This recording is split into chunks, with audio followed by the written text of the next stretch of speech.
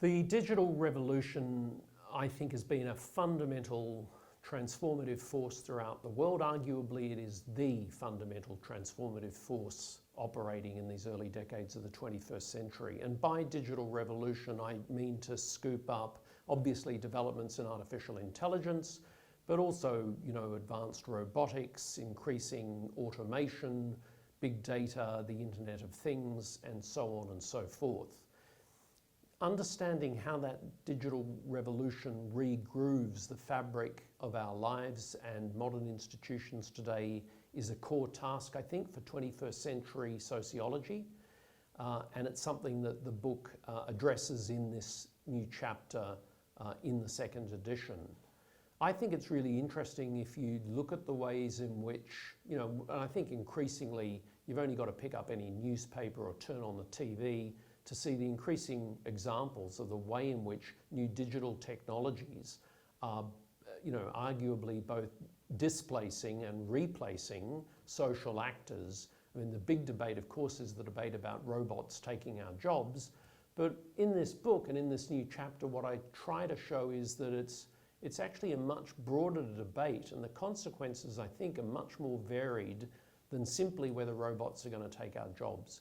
So if you look, for instance, at something like the rise of chatbots, whenever you go onto a website these days and you're trying to book your next flight, something that people in 2020 have not been doing a lot of, but you get these softbots and chatbots that start talking to you and you realize there's not a human operator there, that it's just a computational system that you're suddenly chatting away to. I think there are all sorts of interesting sociological questions that are raised. The sociologist Deirdre Bowden argued that social life is made up of talk, talk, talk, and more talk.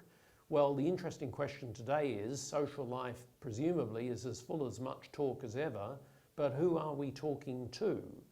And you've only got to, I think, stand at an airport or a railway station or at any convenience store and look around, and you'll notice that increasingly today people are talking in ways that not too many decades ago would have been completely incomprehensible to others.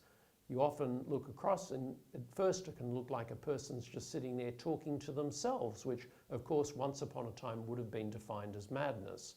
Whereas now you're plugged into some device and you're sitting there chatting away, talking to some person on the other side of the globe.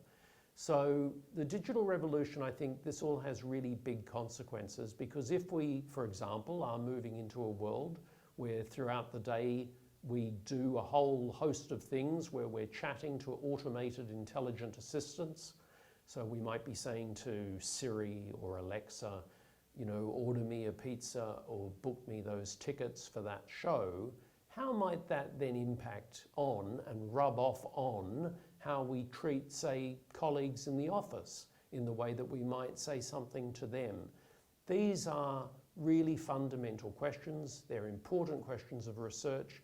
And the short answer is, at the moment, I don't think anyone knows, and no one can say with any degree of confidence how this transformed digital landscape of talk is going to impact and change the world in the coming decades.